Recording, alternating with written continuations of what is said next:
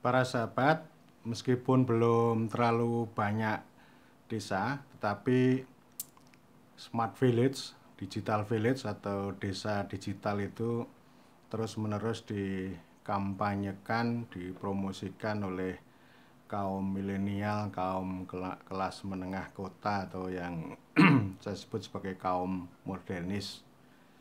Karena menurut kaum modernis ini bahwa desa itu jadul. Kalau desa mau maju ya harus cerdas, harus menggunakan perangkat digital dan harus melabeli dirinya sebagai desa digital atau desa smart dan sebutan-sebutan lain.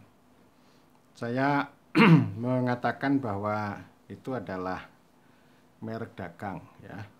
Merek dagang ini, label ini merek dagang. Saya berulang kali mengatakan bahwa desa itu penting untuk memajukan dirinya sendiri, penting untuk menggunakan perangkat digital itu untuk memudahkan, mendukung, melayani. Apa yang dikerjakan oleh desa, baik itu penyelenggaraan pemerintahan sampai ekonomi. Memang ada dua sisi di sini yang selalu menjadi poin penting. Pertama adalah digitalisasi dalam hal pelayanan. Pelayanan surat menyurat ya. Ada 52 surat. Buku administrasinya juga banyak ya. Jadi ini menggunakan aplikasi kalau warga itu minta surat keterangan misalnya.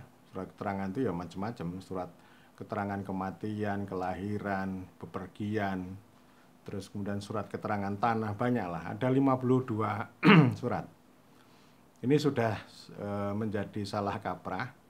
Sebenarnya desa itu tidak berurusan dengan surat menyurat itu, tetapi karena ini penugasan dari atas yang sudah lama, yaitu dikerjakan oleh desa dan kepala desa juga menikmati ya, meskipun ini sebenarnya tidak duduk dengan baik gitu. Tapi ya sudahlah, nggak apa-apa itu dijalankan dan ini memudahkan ya. Jadi saya melihat ini asal usul sebelum orang berbicara tentang desa digital itu ada teman-teman dulu NGO bernama Combine Resource Institute Combine gitu ya itu memprakarsai sistem informasi desa. Jadi dulu ada beberapa desa yang dicoba di Jogja. Ini ada desa Terong, ada desa mana itu Nglegi, terus ada beberapa desa lah. Jadi mereka melakukan pendataan dulu dan kemudian data penduduk itu ya.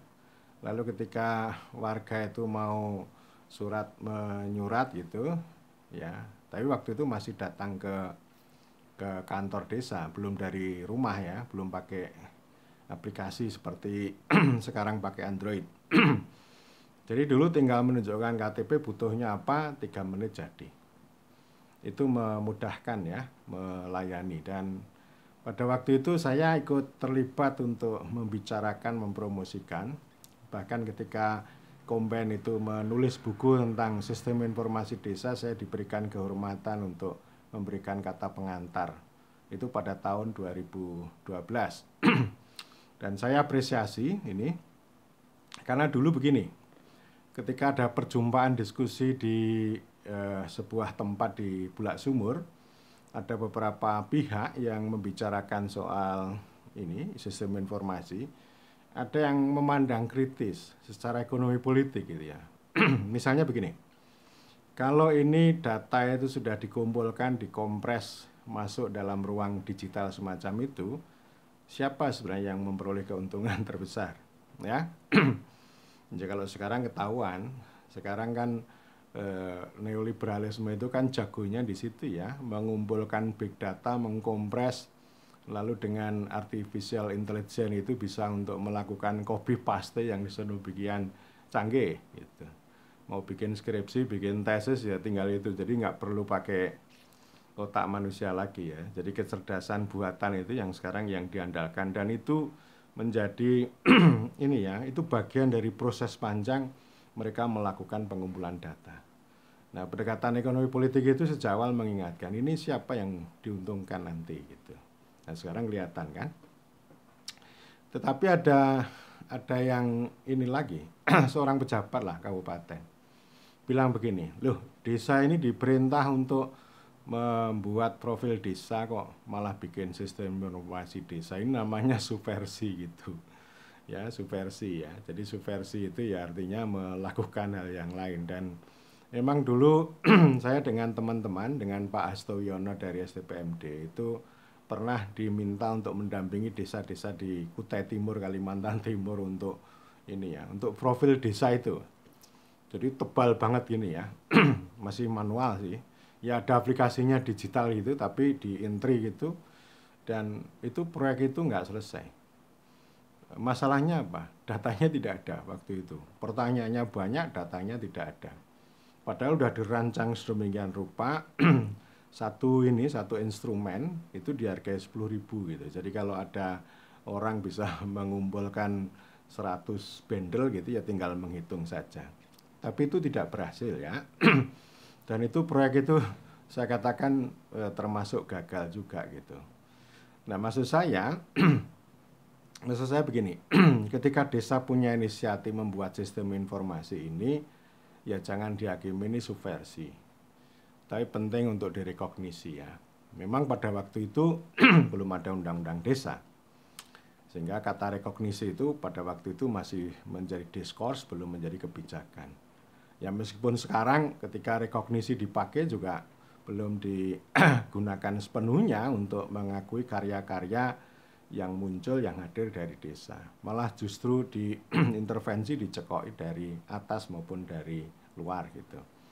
Jadi poin penting saya bahwa sistem informasi itu bisa, ini pengalaman ini bisa menjadi semacam kewenangan lokal dalam rangka untuk daulatnya sendiri ya, baik dalam rangka untuk melayani kepentingan masyarakat setempat maupun untuk promosi ekonomi.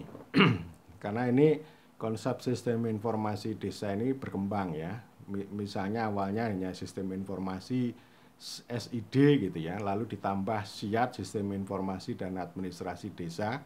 Jadi bukan data yang mati begitu, tapi data yang hidup dan untuk aplikasi untuk pelayanan, dan yang jauh lebih penting ini digunakan untuk promosi ya melalui web, melalui website. Dan pada waktu itu juga ditempuh perjuangan teman-teman kalangan ini para pekerja media gitu, itu berjuang untuk membuat domain ini ya desa ID gitu ya. Dan itulah yang kemudian waktu itu bisa goal, dan ada salah satu tokoh dulu dosen di ITB namanya Ono Wipurbo itu mendukung kerja-kerja supaya desa itu punya web sendiri gitu ya.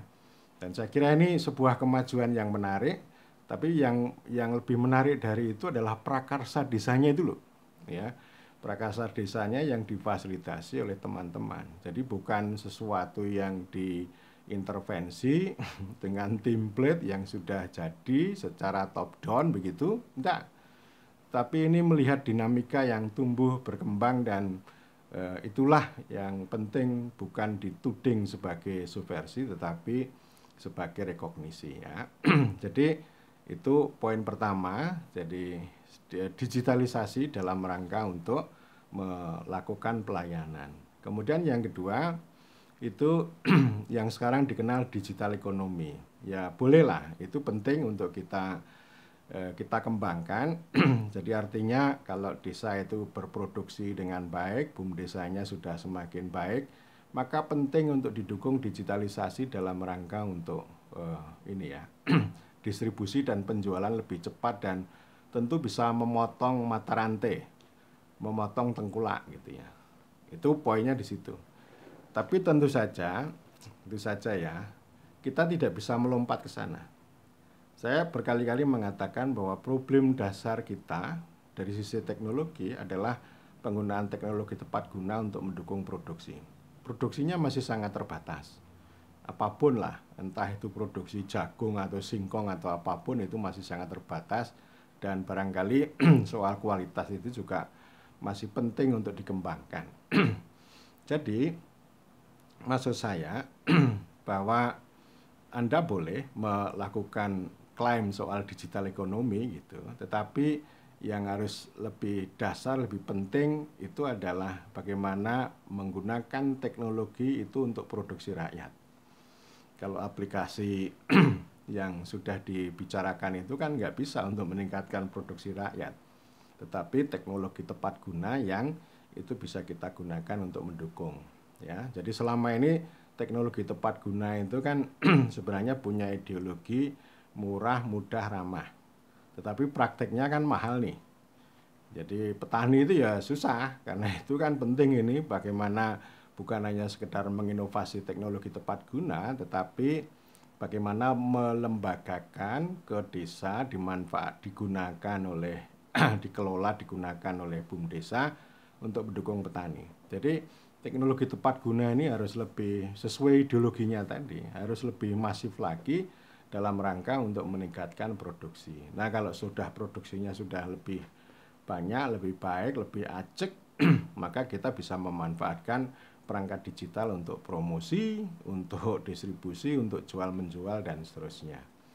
Gitu ya. Jadi poin saya sekali lagi bahwa kita penting untuk memajukan desa itu pakai perangkat digital begitu, tetapi kita tidak harus melabeli desa digital gitu ya. Jadi desa digital itu sebenarnya kan untuk siapa? Ya paling banter ini kan untuk kaum milenial ya. Ya, kaum kelas menengah kota ini kan cara berpikirnya kaum kelas menengah kota untuk mendefinisikan, untuk mengatakan kepada orang desa Anda harus begini, Anda harus begitu ya. Tetapi sebagian besar yang namanya petani, peternak, produsen pertama itu ya masih jauh dari itu. Padahal desa itu kan yang dilayani itu. Ya, jadi contohnya tadi soal digitalisasi pelayanan. Ini contoh konkret. Ya, jadi sekarang dengan aplikasi itu bisa dari rumah untuk urusan sur-menyur ya, surat menyurat itu dari rumah. Tetapi ada testimoni dari para kepala desa bahwa yang menggunakan perangkat itu masih sangat sedikit, masih kurang dari 10%. Ya, ini bukan karena soal tidak punya Android, bukan itu. Tetapi sebagian besar yang warga yang mau ke kantor desa itu bukan hanya sekedar ngurus itu tadi. Padahal itu bisa diurus di rumah. Tapi mengapa mereka pengen datang ke kantor desa? Oh, karena pengen ketemu dengan kepala desa.